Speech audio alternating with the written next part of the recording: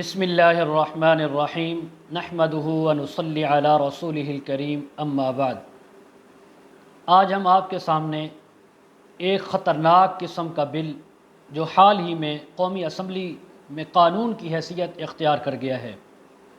جس سے آپ حضرات بخوبی واقف ہوں گے، جس کو نام دیا گیا ہے ٹرانسجینڈر بل پاکستان۔ اب اس بل کے اندر کیا ہے اور اس کے پیچھے چھپے ہوئے مقاصد کیا ہیں، آج ہم وہ آپ کے سامنے ڈسکس کریں گے۔ آپ نے ویڈیو کو توجہ سے سننا ہے، دیکھنا ہے، اور جب آپ ویڈیو پوری دیکھیں گے انشاءاللہ آپ کو یہ تمام ہم حقیقت کھول کر بیان کریں گے۔ سب سے پہلے آپ حضرات سے گزارش کہ ہماری ویڈیو کو لائک کریں، ویڈیو کو پورا واچ کریں، اور نئے ہیں تو چینل کو سبسکرائب کریں، اور آخر میں آپ نے کمنٹ سیکشن میں اپنی قیمتی رائے کا اظہار ضرور کرنا ہے۔ تو چلیں اپنی ویڈیو کو، جو اصل مقصد ہے ٹرانسجینڈر بل، یہ ہے کیا، اس کی حقیقت کیا ہے اور اس کے پیچھے چھپے مقاصد۔ میں ایک حدیث سے اپنی بات کا آغاز کرتا ہوں۔ جناب رسول اللہ صلی اللہ علیہ وسلم کی حدیث مبارکہ ہے صحیح مسلم کے اندر۔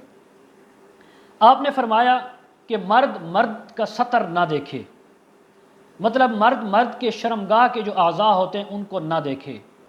عورت عورت کا سطر نہ دیکھے، مرد مرد کے ساتھ ایک کپڑے میں نہ لیٹے، اور عورت عورت کے ساتھ ایک کپڑے میں نہ لیٹے۔ اب حقیقت آپ کے سامنے کھل چکی ہے کہ رسول اللہ کی حدیث کیا فرما رہی ہے،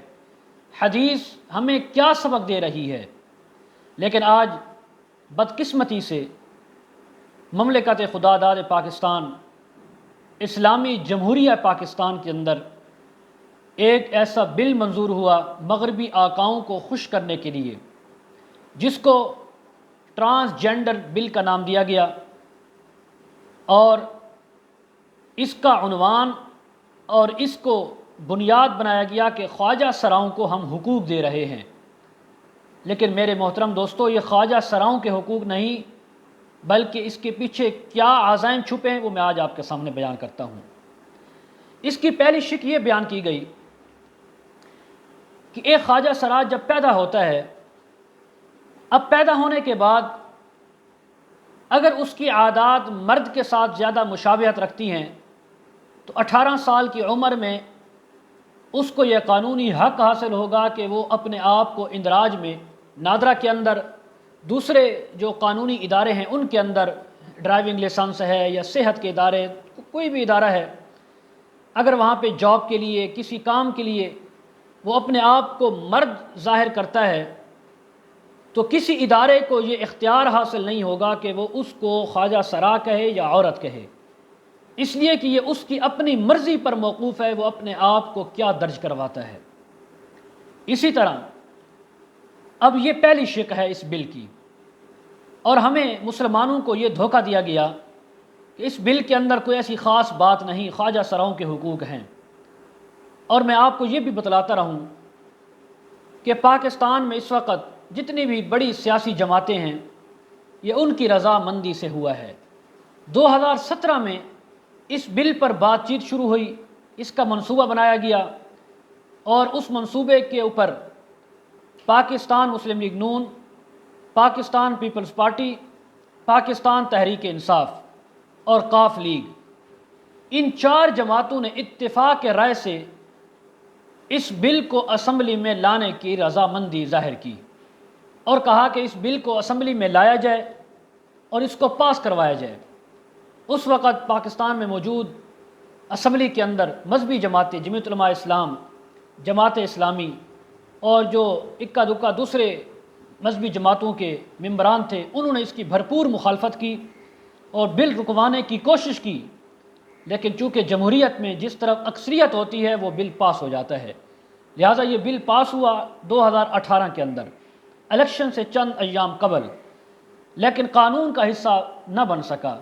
آج 2022 میں اس کو قانونی حیثیت حاصل ہو چکی ہے اور یہ بل پاکستان میں منظور ہو چکا ہے۔ اب اس میں 3 باتیں میں آپ کے سامنے بیان کروں گا جو بڑے اہم پوائنٹ ہیں۔ پہلا پوائنٹ، خواجہ سرا اپنے آپ کو جو مرضی ظاہر کرے، ادارہ اس کی شناخت کو لکھنے کا پابند ہوگا، اس کی خلاف ورزی کرے گا تو اس کے خلاف قانونی چارہ جوئی کی جا سکتی ہے۔ دوسرا پوائنٹ، ایک لڑکا پیدا ہوا، پیدائشی طور پر لڑکا تھا، اب اس کے بعد اس نے جب وہ ہوش سنبھالا، بالغ ہوا، 18 سال کی عمر کو پہنچ گیا، اب نادرا کے اندر شناختی کارڈ کے لیے اس نے اپلائی کیا، دوسرے اداروں میں ڈرائیونگ لائسنس کے لیے یا کسی صحت کے ادارے میں، اب وہاں پہ اگر وہ اپنی جنس تبدیل کروا کے وہ اپنے آپ کو لڑکی ظاہر کرتا ہے تو کوئی ادارہ یہ اعتراض نہیں کر سکتا کہ بچپن میں جب ہمارے پاس اندراج ہوا تھا تو اس کا لڑکا اندراج ہوا تھا اور آج یہ لڑکی ہے۔ جس طرح وہ اپنی مرضی کے مطابق چاہے گا، ادارہ اسی مرضی کے مطابق اس کا اندراج کرنے کا پابند ہوگا۔ اگر وہ اندراج نہیں کرے گا، خلاف ورزی کرے گا تو ادارے کے خلاف قانونی کارروائی ہوگی۔ اسی طرح لڑکی بھی۔ اب میرے محترم دوستو، آپ دیکھیں اتنا خطرناک بل کہ جس میں یہ بتلایا گیا ہے، یہ پاس کیا گیا ہے، قانون کا حصہ بنا دیا گیا اتنی جلد بازی میں، عجلت میں، کہ لڑکا لڑکی اپنی جنس تبدیل کروا سکتے ہیں، لڑکی لڑکا بن سکتا ہے، اور کسی کو ان کے کام میں مداخلت کی ہرگز اجازت نہیں۔ کوئی قانون، کوئی ادارہ، کوئی والدین، کوئی معاشرہ اس کے خلاف آواز نہیں اٹھا سکتا۔ جو آواز اٹھائے گا اسی کے خلاف قانونی کارروائی ہوگی۔ تو میرے محترم دوستو، ایک تیسری بات میں آپ کے سامنے عرض کر دوں۔ تیسری بات یہ ہے کہ رات ایک ساتھی بتا رہے تھے کہ پاکستان کے کسی بڑے شہر میں لڑکی اور لڑکی کی ایک شادی ہو بھی چکی ہے، معاذ اللہ۔ یہ اللہ کے رسول فرماتے ہیں کہ لڑکی لڑکی کے ساتھ ایک جسم میں، ایک کپڑے میں، لباس میں نہیں سو سکتی، نہیں رہ سکتے، لیکن اللہ کا قانون یہ کہتا ہے، اور ادھر پاکستان کے اندر بل پاس کروایا گیا ان 4 بڑی جماعتوں کی طرف سے کہ لڑکی لڑکی کے ساتھ، لڑکا لڑکے کے ساتھ، یا ایک دوسرے کی جنس تبدیل کر کے وہ ایک دوسرے کے ساتھ شادی بھی کر سکتے ہیں۔ اب میرے محترم دوستو، دینی جماعتوں کی طرف سے یہ موقف اختیار کیا گیا کہ اللہ کی تخلیق کردہ مخلوق کے اندر مداخلت کرنا، جنس تبدیل کرنا، لڑکی ہے تو لڑکوں کی مشابہت کرنا، لڑکا ہے تو لڑکیوں کی مشابہت اختیار کرنا، یہ اللہ کے قانون کی صریح خلاف ورزی ہے، اور اللہ کی جو تخلیق کردہ مخلوق ہے اس کے اندر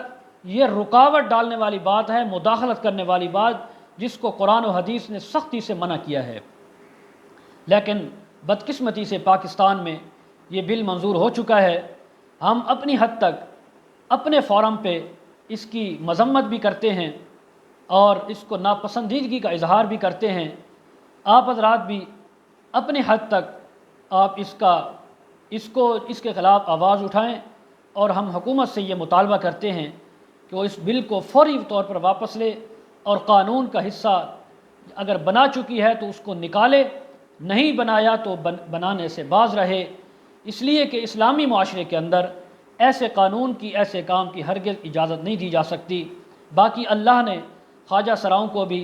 مرد و خواتین کو بھی جو حقوق اسلام کے اندر دیے ہیں، اگر انہی کے مطابق عمل کر لیا جائے پورا تو یقین جانیے کوئی بھی معاشرہ ناکام نہیں ہو سکتا، بلکہ ایک کامیاب سوسائٹی اور معاشرہ بن سکتا ہے اگر اللہ اور اس کے رسول کے احکامات پر پورا عمل کروایا جائے۔ آخر میں گزارش، انہی ایسے مسائل کے لیے جو خواتین اور مردوں کے مخصوص مسائل ہوتے ہیں،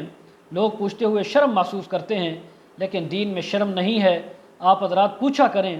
پھر وقت گزر جاتا ہے اور آدمی کے پاس معلومات نہیں ہوتی، دین کے مسائل کا پتہ نہیں ہوتا، تو اس لیے کمنٹ میں آپ ہمارے ساتھ رابطہ کر سکتے ہیں، اور اسی طرح ڈسکرپشن میں ہمارا واٹس ایپ نمبر دیا جاتا ہے، اس پر بھی آپ ہمارے ساتھ رابطہ کر سکتے ہیں۔ وآخر دعوانا ان الحمد للہ رب العالمین۔